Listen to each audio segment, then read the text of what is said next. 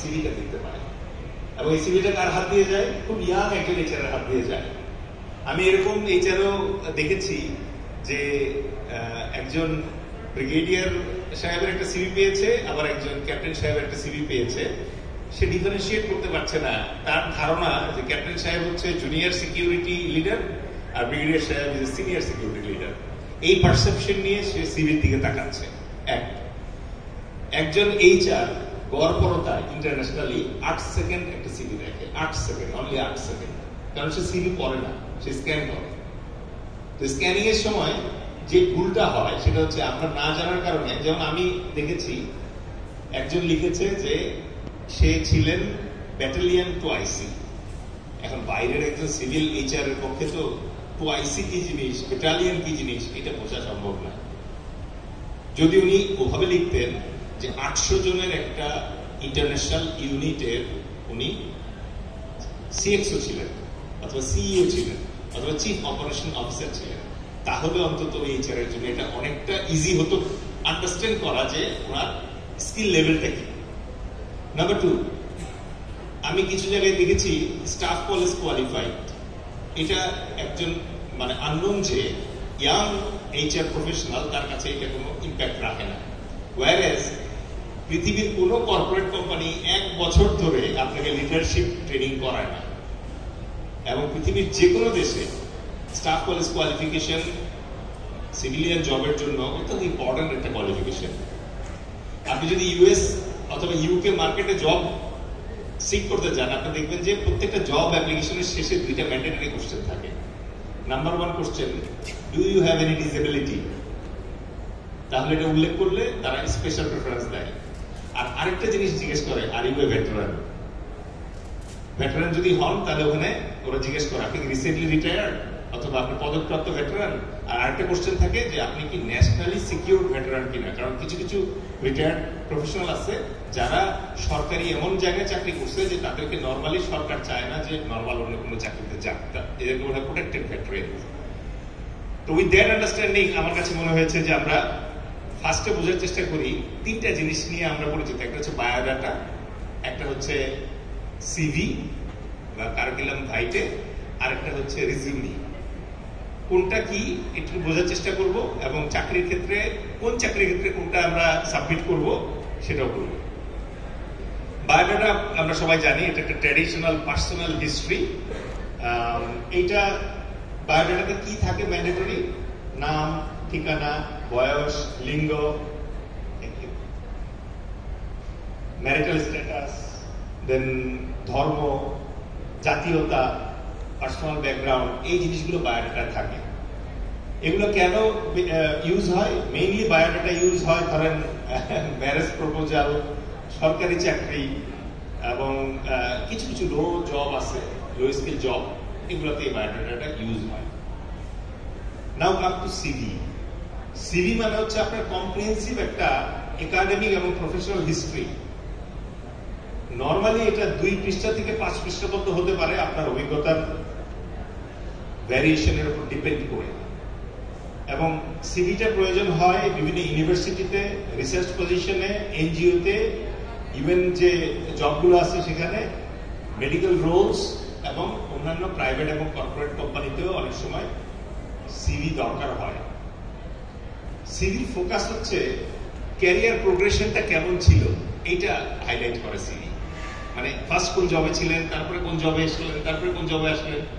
এটা দিয়ে যারা হায়ারিং ম্যানেজার আছে তারা ট্রেন্ডটা বোঝার চেষ্টা করে যে আপনি কি কখনো সেলসে ছিলেন, পরে মার্কেটিং এ ছিলেন, আবার এইচআর আসছেন, এরকম এলোমেলো ট্রেন্ড কিনা, নাকি প্রোগ্রেসিভ একটা ট্রেন্ড আছে যে আপনি ফার্স্টে সেলস এর ম্যানেজার ছিলেন, তারপরে জিএম ছিলেন, তারপরে হেড অফ সেলস হয়েছেন। সো এই ট্রেন্ডটা বোঝার জন্য সিভি খুব ইম্পর্টেন্ট। একাডেমিক অ্যাচিভমেন্টস কি কি আছে, আপনার কোনো নিজস্ব লেখালেখি পাবলিকেশন আছে কিনা, ম্যাগাজিন পাবলিকেশন, জার্নাল পাবলিকেশন অথবা বুক পাবলিকেশন, এবং মোস্ট ইম্পর্টেন্টলি আপনি যে জবের জন্য অ্যাপ্লাই করছেন সেই জবের উপরে কি কি স্কিল ট্রেনিং করা আছে আপনার। Resume is very interesting. Resume হচ্ছে একেবারে হেড টু হেড একটা কম্পারিজন। আপনি যে জবটাতে অ্যাপ্লাই করছেন ওই জবের সাথে রিলেভেন্ট আপনার কি কি আছে সরাসরি জানানো। আপনি দেখবেন যে এটা হচ্ছে টেইলর্ড summary focusing on skills, experience, education relevant two specific job. আপনাকে যে পজিশনে আপনি অ্যাপ্লাই করছেন এটা যদি হয় হেড অফ এইচআর, তাহলে সরাসরি আপনি আপনার এইচআর এক্সপেরিয়েন্স গুলো শুধু উল্লেখ করবেন, এইচআর ট্রেনিং গুলো শুধু উল্লেখ করবেন, আর এইচআর এর উপরে কি পড়াশোনা আছে। রিজিউমিতে শুধু এইটুকুই থাকে। 1 পেজের হয় নরমালি, খুব বেশি এক্সপিরিয়েন্স হলে 2 পেজের হয়। আর এগুলো হচ্ছে বেসিক্যালি বেশিরভাগ কর্পোরেট জবের জন্য অথবা বিভিন্ন স্টার্টআপ, মাল্টিনেশনাল কোম্পানি এবং প্রাইভেট সেক্টরের অন্যান্য জবের জন্য রিজিউমিটা বেশি কাজে লাগে। এখানে ফোকাসটা থাকে হচ্ছে যেই জবের জন্য অ্যাপ্লাই করছেন সেই জবের জন্য আপনার রিলেভেন্ট স্কিলস কি আছে, ওই ধরনের জবে ইতিপূর্বে আপনার অ্যাচিভমেন্টস কি আছে এবং আপনি কি ধরনের রেজাল্ট পেয়েছেন। সো আমরা একটু খুব সহজে বোঝার চেষ্টা করি যে কখন আপনি সিভি সাবমিট করবেন আর কখন রিজিউমি সাবমিট করবেন। যদি যে অর্গানাইজেশনে আপনি অ্যাপ্লাই করছেন সেই অর্গানাইজেশন একাডেমিক অ্যাকমপ্লিশমেন্টকে যদি প্রায়োরিটি দেয়, যেমন ধরেন আপনি রিসার্চের জন্য, টিচিং এর জন্য, পিএইচডির জন্য অথবা ফেলোশিপের জন্য অ্যাপ্লাই করছেন এবং যখন জব সার্কুলারে পরিষ্কারভাবে সিভি কথাটা উল্লেখ থাকবে, তখন আপনি এনজিও, ডেভেলপমেন্ট সেক্টরের যে পজিশনগুলো আছে সেখানে ডিটেইল হিস্ট্রির প্রয়োজন হয়, ওখানে আপনি সিভি সাবমিট করবেন। বাট যদি এটা প্রাইভেট কোম্পানি হয় যেখানে কুইক ইভ্যালুয়েশনের দরকার আছে, কোনো একটা জবের জন্য স্পেসিফিক স্কিলস দরকার, যেমন বলছে ডিজিটাল মার্কেটিং এক্সপার্ট, সুতরাং ওখানে অযথা সিভি লম্বা না করে ডিজিটাল মার্কেটিং এর উপর আপনার কি কি কোর্স করা আছে, কয়টা জায়গায় জব করেছেন, এটা উল্লেখ করবেন রিজিউমিতে। এন্ড যদি আপনি দেখেন যে অ্যাপ্লিকেশন ট্র্যাকিং সিস্টেম বা এটিএস ব্যবহার হওয়ার সুযোগ আছে, সম্ভাবনা আছে, সেক্ষেত্রে রিজিউমি দেওয়াটা বেটার, কারণ এটিএস কিভাবে কাজ করে পরের স্লাইডে আমরা বলবো। তো রুল অফ থাম্ব যেটা, সেটা হচ্ছে যে আপনার যদি জবের ক্ষেত্রে হেভি ডিটেইল চায় সার্কুলারে, তাহলে সিভি দিবেন। আর যদি স্পেসিফিক চায়, ওরা যদি বলে যে আপনার রিজিউমি দেন, অথবা যদি ওদের জব সার্কুলারে স্পেসিফিক করা থাকে যে এই এই এই ক্রাইটেরিয়া লাগবে, তাহলে আপনার যদি এই ক্রাইটেরিয়া থাকে, it's better to submit resume. আচ্ছা, এখন একটা সিভি অথবা রিজিউমিতে কি লেখা উচিত এবং কি লেখা উচিত না। সিভিতে যে কয়েকটা জিনিস মাস্ট ইনক্লুড করা দরকার, এক নম্বর হচ্ছে আপনার কন্ট্যাক্ট ইনফরমেশন, ফোন, ইমেল এবং লিঙ্কডইন অ্যাড্রেস। কারণ সিভিটা যখন এইচআর পাবে, পাওয়ার পরে আপনার সাথে যোগাযোগ করতে চাইবে ইন্টারভিউর জন্য, সুতরাং এটা খুব পরিষ্কারভাবে, নির্ভুলভাবে আপনাকে দিতে হবে। নেক্সট হচ্ছে 2-3 লাইনের একটা পার্সোনাল সামারি সিভি শুরুতে দেওয়াটা ভালো, কারণ এই সামারিটা কিন্তু এইচআর এর যারা আছে তারা খুব কেয়ারফুলি পড়ে, এবং এই সামারিটা আপনি লেখার সময় খুব কেয়ারফুল থাকবেন যেই পজিশনের জন্য আপনি অ্যাপ্লাই করছেন সেই পজিশনের সাথে আপনার কি সামঞ্জস্য আছে সেটা উল্লেখ করে ওই সামারিটা লিখতে হবে। অনেকেই এই জায়গাটাতে ভুল করে, অনেকে জেনারিক সামারি দেয়, অনেকে নকল করে সামারি দেয়। আমার ক্ষেত্রে সামারি যদি আপনি জিজ্ঞেস করেন, সাপোজ আমাকে একটা হেড অফ এইচআর এবং অর্গানাইজেশনাল ডেভেলপমেন্ট পজিশনের জন্য আমি অ্যাপ্লাই করছি, তাহলে আমার সামারি যেটা থাকবে যে আমি 20 বছর সেনাবাহিনীতে এইচআর রোলে কাজ করেছি।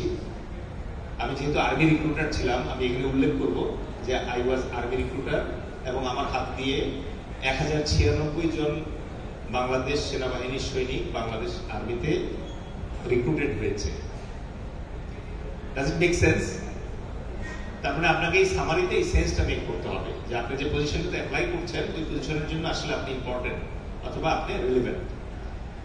নেক্সট হচ্ছে আপনার কি স্কিলস, ওই জবের জন্য যে কি স্কিলস গুলো আছে সেগুলো উল্লেখ করতে হবে। ওয়ার্ক এক্সপেরিয়েন্সের ক্ষেত্রে আপনি অনেক ধরনের জব হয়তো করেছেন, কিন্তু আপনি অ্যাপ্লাই করছেন হেড অফ এইচআর পজিশনে, সুতরাং এইচআর রিলেটেড আপনার যে এক্সপেরিয়েন্স আছে ওই এক্সপেরিয়েন্সকে উল্লেখ করবেন।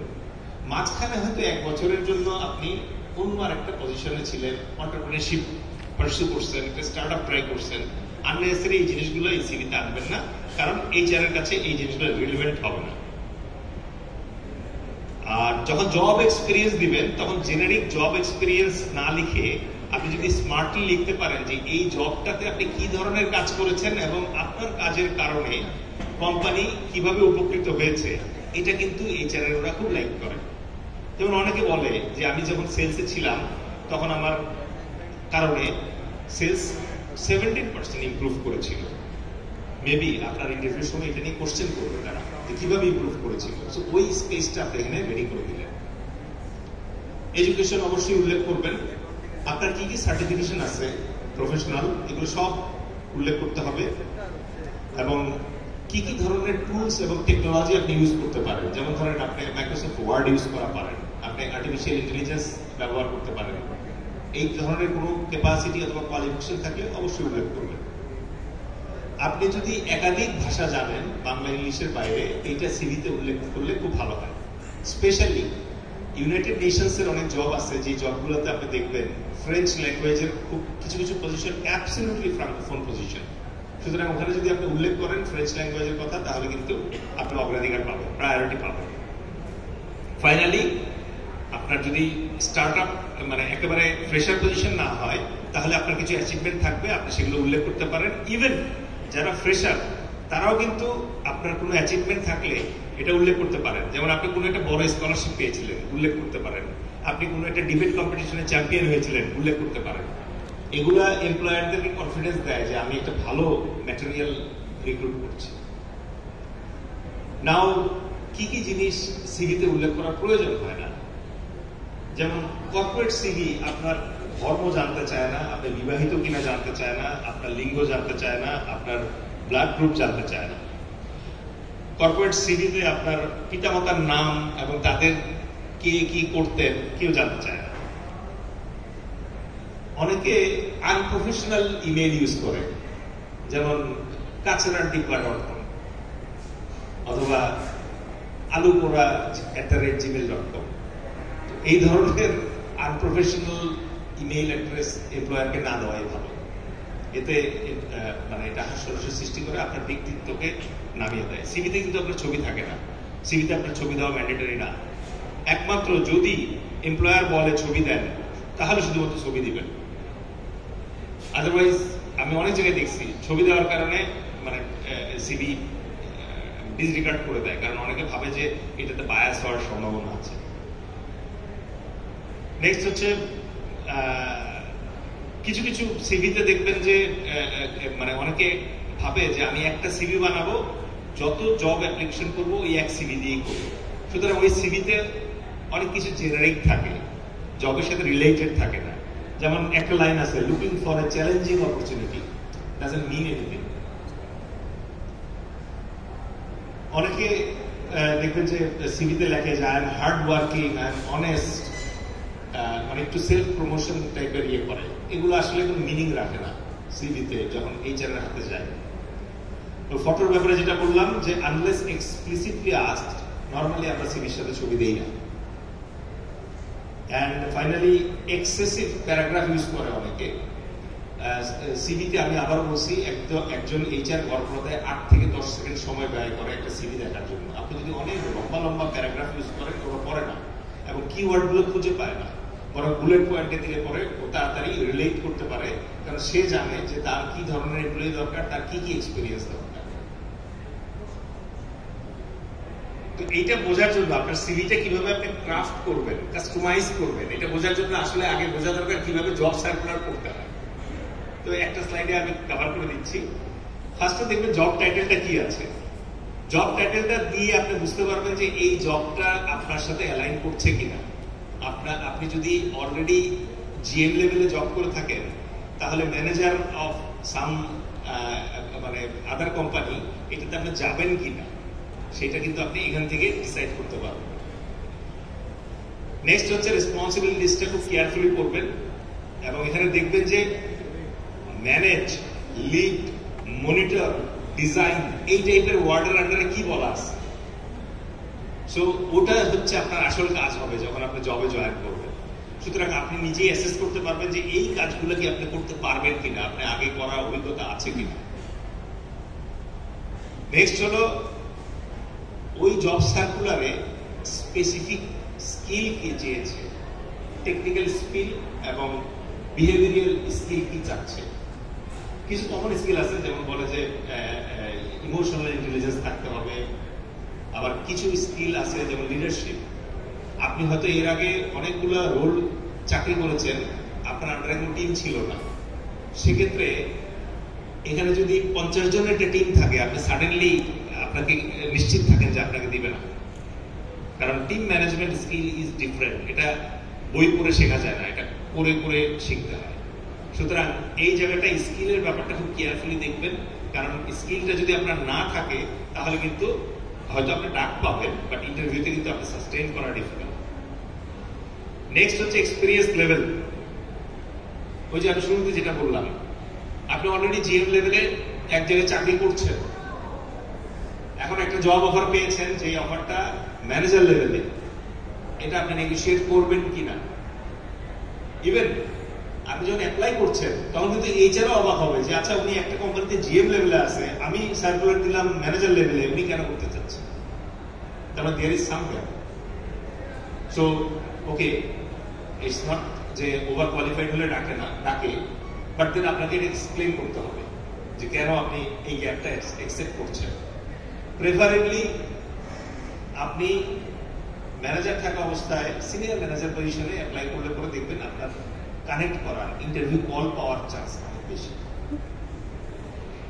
প্রত্যেকটা জব সার্কুলারে কিছু স্পেশাল ইনস্ট্রাকশন থাকে, যেমন আপনার যে ডেডলাইন, কয় তারিখের ভিতরে অ্যাপ্লিকেশন জমা দেওয়া লাগবে, কোন পদ্ধতিতে জমা দেওয়া লাগবে, এই জিনিসগুলো অনেকে মনোযোগ দিয়ে পড়ে না। কিছু কিছু জবের অ্যাপ্লিকেশন দেখবেন ওদের ওয়েবসাইটে হয়, সো লেখা থাকে যে নিচের অ্যাপ্লাইতে ক্লিক করুন, তারপরে আপনার পেজ আসবে, সেই পেজে আপনি ডাটা ফিল আপ করবেন। জেনারেট ডাটা ফিল আপ করার পর একটা সিভি আপলোড করতে বলে। কিছু কিছু জবের অ্যাপ্লিকেশনে বলা থাকে স্পেসিফিক একটা ইমেল অ্যাড্রেস দেওয়া থাকে, বলা থাকে এই ইমেল অ্যাড্রেসে দেবেন। কিছু কিছু জায়গায় লেখা থাকে ইমেল দিবেন, ইমেইলের আপনি আমাকে যে ইমেল পাঠাবেন এই ইমেলের হেডিং লেখা থাকবে general manager sales in bracket আপনার নাম। যদি এভাবে ইনস্ট্রাকশন দেওয়া থাকে, আপনি ঠিক ওই ইনস্ট্রাকশন ফলো করলে দেখবে যে আপনার সিভিটা জায়গা মতো পৌঁছাবে। ওটা যদি ফলো না করেন, এই যে হয়তো মিস করবে, ওই সিভিটা খুঁজে বের করবে না। ফাইনালি আপনার প্রত্যেকটা সিভিতে কিওয়ার্ড থাকে, ওই কিওয়ার্ড গুলাই ডিটারমাইন করে যে আসলে ওরা কি চাচ্ছে। আর যখন এটা অ্যাপ্লিকেশন ট্র্যাকিং সিস্টেমে আপনার সিভিটা ঢোকে, তখন অ্যাপ্লিকেশন ট্র্যাকিং সিস্টেম ওই কিওয়ার্ডটা আপনার সিভিতে খোঁজে। যদি না পায় ও 0 দেয়, যদি পায় তাহলে ও মার্ক দেয়। এবং আপনারা জেনে অবাক হবেন যে এরকম বেশ কিছু মাল্টিনেশনাল কোম্পানির পজিশন আছে, ইভেন ইউএনের ক্ষেত্রেও আছে। আপনার প্রাথমিক সিভি এইচআর দেখেই না, প্রথমে এটা সিস্টেম দেখে, সফটওয়্যার দেখে, এটিএস দেখে। এটিএস এর মধ্যে ওই যে জব ম্যানেজার আছে, হায়ারিং ম্যানেজার আছে অথবা এইচআর আছে, সে বলে দেয় যে 60% ম্যাচ করছে, ওই কয়েকটা সিভি শুধু আমাকে পাঠাও। তখন সফটওয়্যার করে কি ওই যে কিওয়ার্ড ম্যাচ করে, কিওয়ার্ড ম্যাচ করে তখন দেখে যে 60% কভার করার এরকম 10 জন পাওয়া গেছে, এই শুধুমাত্র 10টা সিভি এইচআর রাখতে যায়। তারা কিন্তু হিউম্যান এইচআর দেখেই না করছে।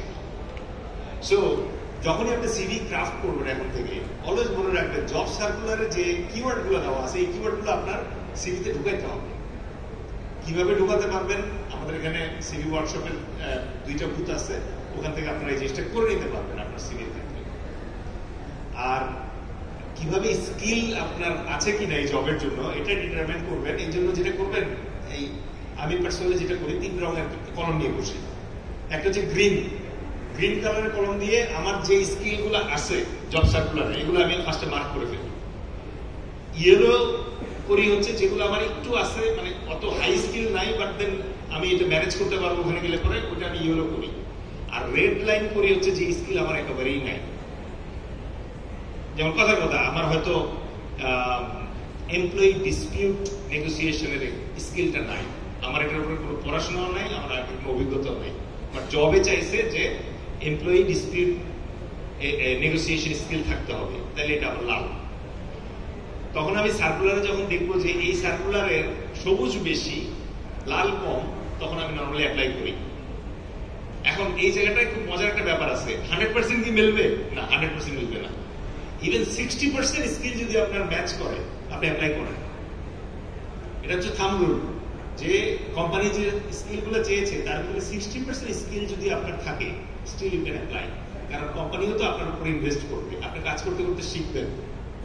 সো এই জায়গাটাতে কনফিডেন্টলি অ্যাপ্লাই করতে পারবেন। বাট আপনি যদি দেখেন যে 50%-এর কম স্কিল ম্যাচ করছে, তখন আপনি আসলে সুচিন্তিত একটা সিদ্ধান্ত নেবেন যে অযথাই এখানে পাঠাবেন কিনা সিভি আপনার। আমি অলরেডি আমার কথার ফাঁকে এটা ক্লিয়ার করে ফেলছি যে কেন আপনার সিভি জব সার্কুলারের সাথে প্রাসঙ্গিক হওয়া উচিত। অনেকেই আমি আগে বলেছি যে একটা জেনারিক সিভি বানায়, এইটা আমার সিভি, সব জায়গায় একই সিভি দেয়, এটাতে ইম্প্যাক্ট হয় না।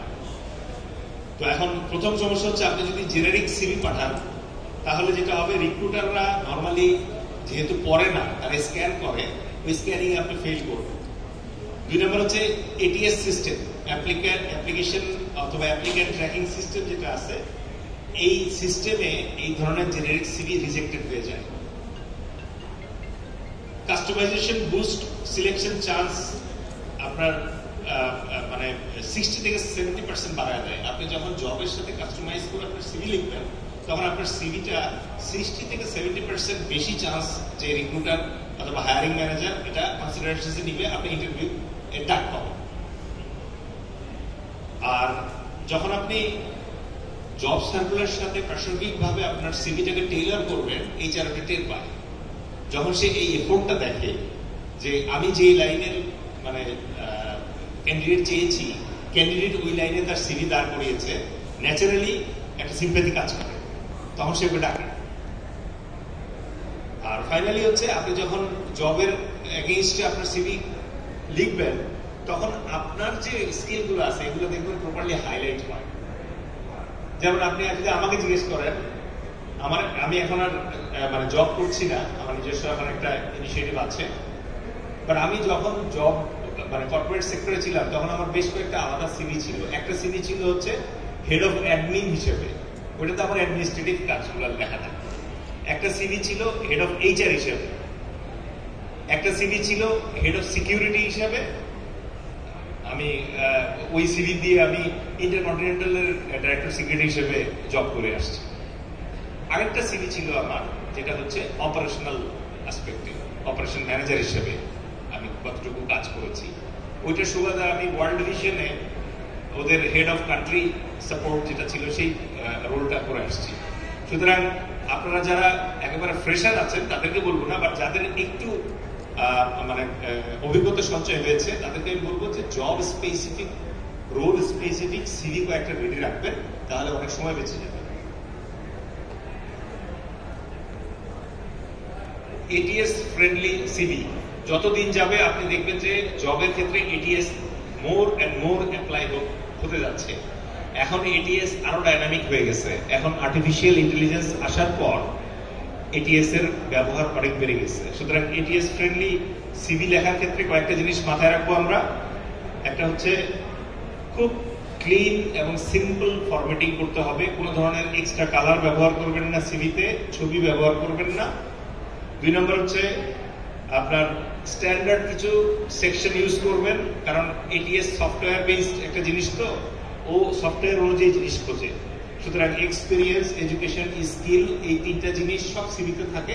সুতরাং আপনার সিভিতে এই 3টা জিনিস অবশ্যই রাখবেন, হেডিং সহ।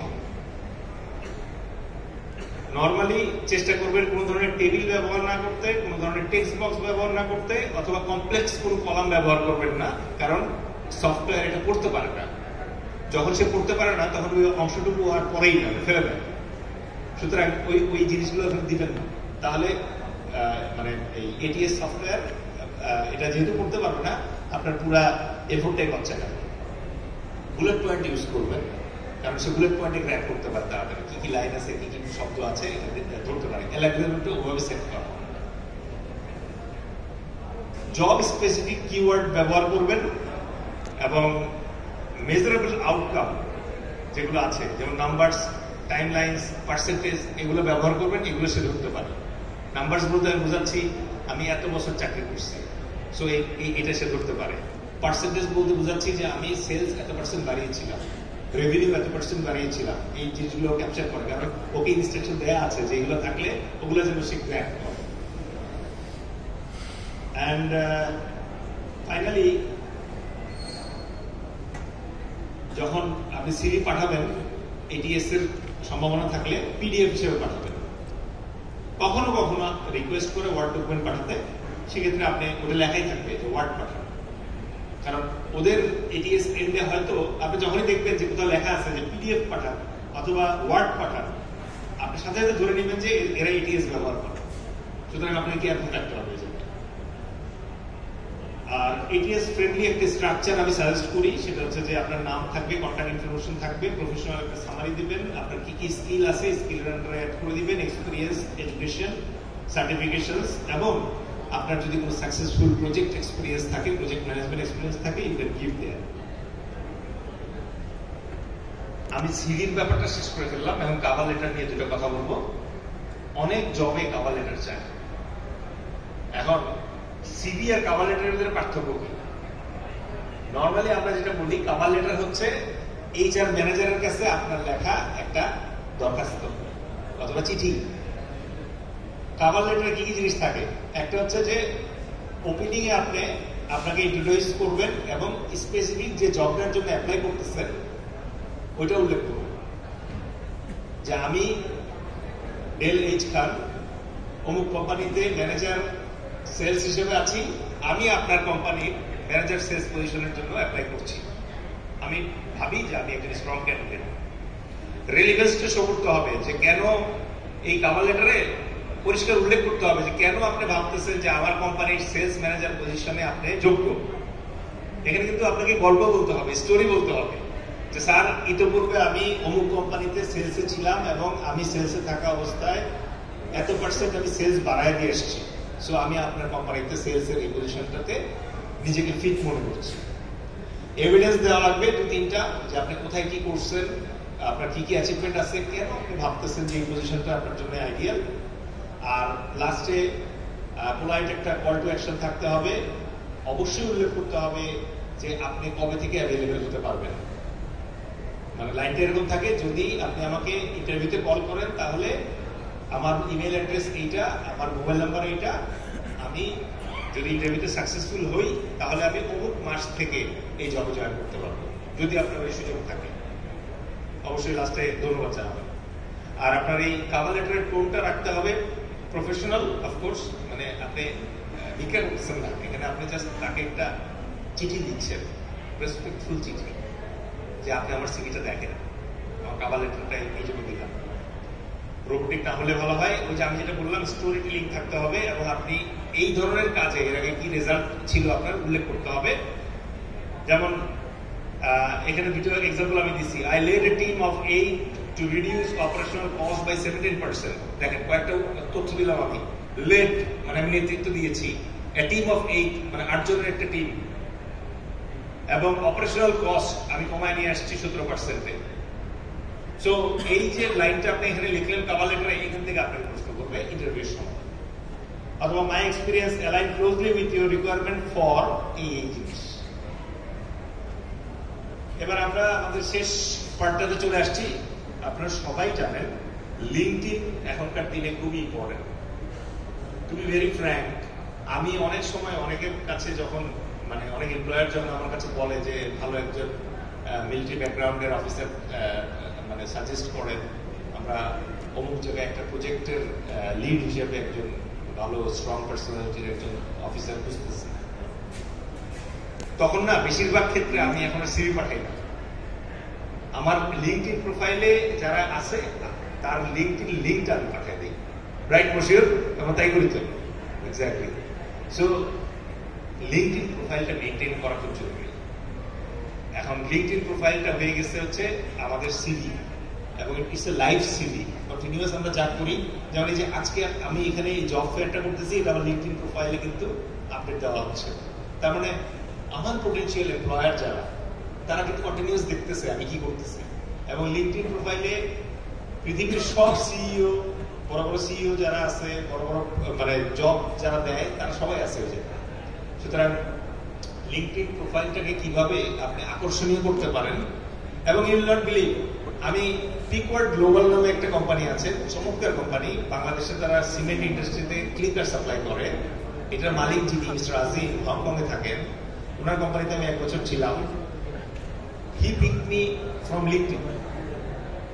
উনি লিঙ্কডিনে আমার প্রোফাইলে মানে অনেকদিন ধরে টুকটাক আমরা কথাবার্তা বলার পরে একসময় উনি বললেন যে আপনি একদিন একটু আসেন, আমার সাথে কফি খাবেন।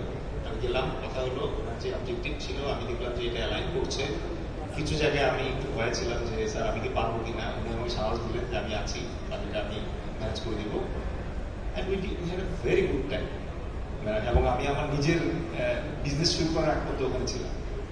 সো চলেন একটু আমরা মানে লিঙ্কডিন প্রোফাইলটা কিভাবে একটু ঘষামাজা করা যাবে। আমরা বলি অল স্টার লিঙ্কডিন প্রোফাইল। আমরা যখন একজনের সাথে কথা বলি তখন জিজ্ঞেস করি যে ওনার লিঙ্কডিন প্রোফাইলটা কি অল স্টার কিনা। অল স্টার মানে হচ্ছে ওর মধ্যে 5টা স্টার থাকে। আপনি লিঙ্কডিনের ওই সবকটা ঘরে যদি তথ্য দেন তাহলে আপনার LinkedIn automatically all star show করবে। আর যারা এইচআরে আছে তারা নর্মালি আগ্রহ বোধ করে অল স্টার প্রোফাইলে যাওয়ার জন্য। তাহলে কি কি জিনিস, খুব সিম্পল কয়েকটা জিনিস ওরা মেনটেন করবেন। 1 নম্বর হচ্ছে প্রোফাইল ফটো। লিঙ্কডিনের প্রোফাইল ফটো প্রফেশনাল হতে হবে। ধরেন আমি এখন যে ড্রেসে আছি এটাকে আপনি সামহাও প্রফেশনাল বলতে পারেন। বাট আমি যদি পাঞ্জাবি পরি, টি শার্ট পরি, ওইরকম একটা ছবি যদি লিঙ্কডিনে দেই তাহলে এটা প্রফেশনালি আকর্ষণ করবে না। বাট অনেকে দেয়, তাদেরটা আবার বলে দেখেন। যেমন কথার কথা, ফেসবুকের মালিক মার্ক জাকারবার্গ, সে টি শার্ট পরে ছবি দিলে মাইন্ড করেন না, উনি কোথাও চাকরি খুঁজতেছে না। ওইটা আপনার এক্সাম্পল না, আপনাকে প্রফেশনাল ছবি দিতে হবে। 2 নম্বর হচ্ছে হেডলাইন। অনেকে হেডলাইনে দেখবেন যে অনেক কিছু লেখে, বাট হেডলাইনে অ্যাকচুয়ালি সেটাই লেখা উচিত যেটা আপনি হইতে চান অথবা যেটা আপনি অলরেডি হয়েছেন। যেমন আমার হেডলাইনে আমি লিখবো ডেল এইচ খান, ম্যানেজিং ডাইরেক্টর সোয়েন্সো কোম্পানি, তাহলে বোঝা যাবে। কারণ এটা দিয়ে আমি কি চাচ্ছি, বিজনেস চাচ্ছি লোকজনের কাছে। আবার ডেল এইচ খান সিকিউরিটি স্পেশালিস্ট, তার মানে এরপরে সিকিউরিটি জবগুলো যেগুলো আছে তারা আমাকে খুঁজবে। কারণ লিঙ্কডিনের ভিতরেও কিন্তু অ্যালগরিদম কন্টিনিউয়াস কাজ করতেছে।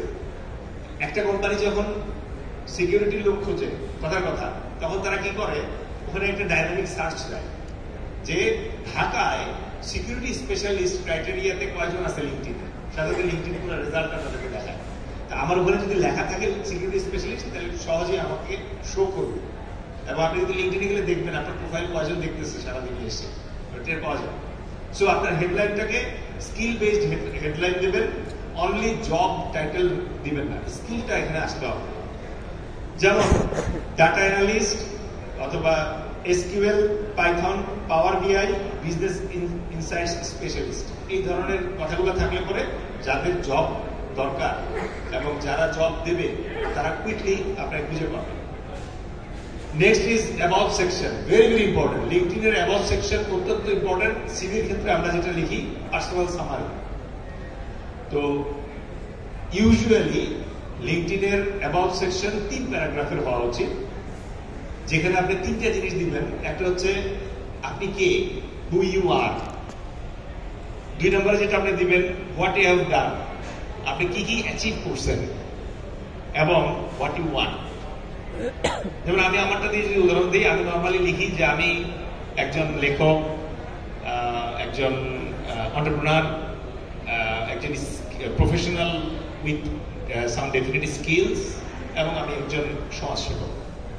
হোয়াট আই হ্যাভ অ্যাচিভ, আমি 20 বছর আর্মিতে ছিলাম এবং আমি জাতিসংঘের শান্তিরক্ষা মিশনে কাজ করেছি। রিটায়ারমেন্টের পরে আমি কর্পোরেটে চাকরি করেছি, প্রাইভেটে চাকরি করেছি এবং এনজিওতে চাকরি করেছি। নাম্বার 1, 3 নম্বর যে অংশটা, 3 নম্বর অংশে আমি যেটা বলবো যে আমার ভালো লাগে যে কোনো অর্গানাইজেশনে গতি আনতে। আমি আমার ইনোভেটিভ আইডিয়া দ্বারা যে কোনো কঠিন প্রবলেমকে কম সময়ের ভিতরে সমাধান করতে পারি, এবং কোনো প্রতিষ্ঠানে যদি এইরকম স্কিলের প্রয়োজন হয় আমার সাথে যোগাযোগ করবে। এই হচ্ছে কি লিঙ্কডিনের অ্যাবাউট সেকশন। নেক্সট হচ্ছে এক্সপিরিয়েন্স। লিঙ্কডিনের এক্সপিরিয়েন্স সেকশন একেবারে সেট করা, কোথায় কি লিখতে হবে আপনি শুধু লিখে দিলে ওটা ওয়েব প্রজেক্ট করবে। ওখানে বুলেট পয়েন্টের মাধ্যমে আপনি জিনিসগুলো লিখবেন এবং লক্ষ্য রাখবেন আপনার সিভি এবং লিঙ্কডিনের এই লেখা যেন মেলে। কারণ আমি অনেক এইচআরকে পাইছি যারা আপনার সিভিটা পাওয়ার পরে ফার্স্টে লিঙ্কডিনে সার্চ দেয় যে লিঙ্কডিনেও আছে কিনা। লিঙ্কডইনের সাথে যখন মিলায় দেখে যে আরে মিলতেছে, পারফেক্ট। যখন দেখে কি রে ও তো মেলে না, লিঙ্কডইনে লিখে রাখছে সে অ্যাকাউন্টেন্ট আর এখানে দিয়ে রাখছে সেলস এক্সপার্ট, তার মানে there is some gap, something wrong. এই সামথিং রং মানে 8 সেকেন্ডের ভিতরে ফেলা যায়। Go for next. অ্যান্ড আপনার যে এক্সপিরিয়েন্স সেকশনটা আছে লিঙ্কডইনে, এখানে একটা মজার ফিচার আছে, সেটা হচ্ছে আপনি প্রত্যেকটা এক্সপিরিয়েন্সের সাথে আপনার ছবি দিতে পারবেন। যেমন আমি যেটা করছি, আমি যখন লেফটেন্যান্ট থেকে ক্যাপ্টেন হয়েছি, ওই প্রমোশনের যে ছবি ওটা আমি দিয়ে রাখছি, ক্যাপ্টেন টু মেজর ছবি দেওয়া আছে। আমি যখন একটা রোহিঙ্গা সেট আপে কাজ করতেছিলাম, ওটা ছবি দেওয়া আছে। সো দেয়ার বাই আমার যে এমপ্লয়ার আছে সে কনফিডেন্স পাচ্ছে যে ও তো আসলে প্র্যাকটিক্যালি এখানে কাজ করে আসছে। নেক্সট হচ্ছে স্কিল সেকশন। স্কিল সেকশনে আপনি লিঙ্কডইনে সম্ভবত 50টা skill at a time show করা যায়। অনেকে করে কি ওইখানে যে সাজেস্টেড স্কিল আসে সব দিয়ে রাখে, দিয়েন না। আপনি সত্যিকার অর্থে যে স্কিলটা আপনার আছে ওটা দিবেন। যেমন আমি 800 জন লোক পর্যন্ত ম্যানেজ করে করার অভিজ্ঞতা আছে আমার। সো আমি ম্যানেজমেন্ট স্কিলটা নিতেই পারি, বাট আমার কোনো লিগাল স্কিল নাই, আমি কখনো মামলা অথবা অন্য কিছুতে পার্টিসিপেট করি নাই। সুতরাং ওই স্কিলটা ওখানে আসলেও ওটা পছন্দ হলেও ওটা না দেওয়াই ভালো, কারণ আপনার যে স্কিলগুলো আছে এই স্কিলগুলো ইন্টারভিউর সময় আপনাকে ব্যাখ্যা করতে হবে। এবং আপনার সবচেয়ে শক্তিশালী স্কিল যে তিনটা, এই তিনটা প্রথমে দিবেন। আমি প্রায় শেষ পর্যায়ে চলে আসছি। এন্ডোর্সমেন্ট। লিঙ্কডইনে এন্ডোর্সমেন্ট খুবই খুবই ইম্পর্টেন্ট। আমরা একজন একজনের কাছে রেকমেন্ডেশন চাই। এই রেকমেন্ডেশনটা কিন্তু অনেকে ভাবে যে এটা মানে কোনো কাজের না, বাট এটা অনেক গুরুত্ব দিয়ে পড়ে এইচআররা।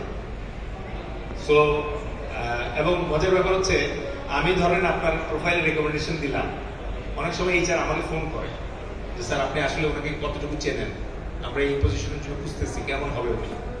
সো আপনার এই যে রেকমেন্ডেশন অংশটা যেটা আছে এটা খুব ইম্পর্টেন্ট।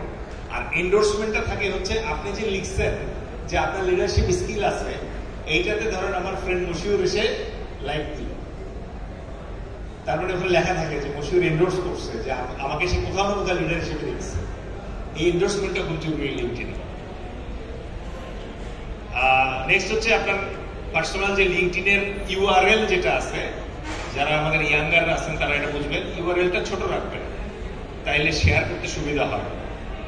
নেটওয়ার্কিং এর ক্ষেত্রে connect with industry leaders, comment consistently, post insights, case studies and achievements. একবারে বলে দিলাম, সিনিয়র অনেকে আছেন যারা লিঙ্কডইন ইউজ করেন না, তারা হয়তো বিরক্ত হবেন, বাট যারা ইয়াঙ্গার আছেন ট্রাই টু আন্ডারস্ট্যান্ড। আপনার ইন্ডাস্ট্রি যারা টপ আছে, টপ পজিশনে, তাদের সাথে কানেক্টেড হন, তাদের পোস্টগুলো পড়েন, ওখানে কমেন্ট করেন, ইউজফুল কমেন্ট ওগুলো করেন, এগুলো তারা ফলো করেন। আমি আমার একটা কোম্পানির জন্য একটা ছেলেকে নিছি, আমি এই ছেলেটাকে পার্সোনালি চিনতাম না, বাট আমি কন্টিনিউয়াস লিঙ্কডইনে দেখতাম ও মানে এইচআর এর উপরে সুন্দর সুন্দর লেখা দিত। এবং যখন আমার আমি একটা কোম্পানির অ্যাডভাইজার ছিলাম, তখন তারা যখন একটা এইচআর এর লোক খুঁজলো, আমি তার নাম মনে নাই, আমি আমার ওয়াল ব্রাউজ করে করে দেখলাম যে কই কই কই কই, তারপর খুঁজে পেলাম আচ্ছা এই ছেলেটা। দেন আমি কিন্তু আমার এইচআর এ বললাম যে তাকে ডাকেন। সো লিঙ্কডইনে আপনি কি লিখতেছেন, লিঙ্কডইনে আপনি কি পোস্ট করতেছেন, this is very very important. LinkedIn is not Facebook my friend, don't use LinkedIn like Facebook. Networking বলতে আমরা একটা জিনিস বুঝি, অনেকে দেখবেন যে লিঙ্কডইনে আপনার সাথে কানেক্ট হলো, হয়েই একটা মেসেজ পাঠায়, sir I need a job. আপনার এই মেসেজ আসলে কোনো ইম্প্যাক্ট ফেলে না, ডোন্ট ডু দিস। বরং ওনাকে কয়েকদিন ট্র্যাক করেন, ওনার ওখানে কমেন্ট করেন, দেখেন, তারপর একটা সুন্দর মেসেজ পাঠান যে স্যার আমি আপনাকে গত কয়েকদিন ধরে লিঙ্কডইনে ফলো করছি, I am really impressed by your this year, আমি অমুক, আমার এই যোগ্যতা আছে, আমি এই মুক্ত অনুযায়ী চাকরি করতেছি, স্যার ইন ফিউচার আপনি যদি আপনার টিমে আমাকে নিতে চান, I will be really happy to learn from you. এইটা বলে থাকে। সো অনেকে ভাবে যে আমি তো অ্যাড হয়েছি স্যারের সাথে, অ্যাড হওয়া মানে নেটওয়ার্কিং না, নেটওয়ার্কিং মানে হচ্ছে তাকে ফলো করা, তার জিনিসগুলো সম্পর্কে জানা। অ্যান্ড আপনাকে ওই যে অ্যাক্টিভ স্ট্র্যাটেজি, আপনি যদি ইন্টারন্যাশনাল জব পেতে চান তাহলে আপনার ইয়াং স্টার্টার যারা আছেন, এখানে ফ্রেশার যারা আছেন, তাদের জন্য আমি বলবো লিঙ্কডইন স্ট্র্যাটেজি ফলো করেন। এটার জন্য খুব ভালো একটা বুদ্ধি দেই, যেটা দিয়ে শেষ করবো। সেটা হচ্ছে যে আপনি হয়তো ফ্রেশার, আপনার অভিজ্ঞতা নাই, আপনি আপনার সিভিটা চ্যাটজিপিটিতে আপলোড করবেন। আপলোড করে দিয়ে চ্যাটজিপিটিকে জিজ্ঞেস করবেন, তুমি আমার সিভিটা পড়ো, ক্রিটিক্যালি এক্সামিন করো, অ্যানালাইসিস করো, করে আমাকে একটা 1 মাসের লিঙ্কডইন স্ট্র্যাটেজি বের করে দাও। ও দেখবেন যে আপনাকে একটা লামসাম স্ট্র্যাটেজি বের করে দিবে। এবারে এই স্ট্র্যাটেজি অন্ধভাবে ফলো করেন না, আপনার পরিচিত একজন বড় ভাই, সিনিয়র ভাই অথবা মেন্টরকে এটা দেন, দিয়ে বলেন যে ভাই একটু দেখে দেন। উনি এটা একটু দেখে দিলে তখন দেখবেন যে আপনার এই স্ট্র্যাটেজিটা কাজে দিবে এবং ইটস লাইকলি যে আপনি ভালো ফল পাবেন। So that will be all from my side. আপনাদের কারো যদি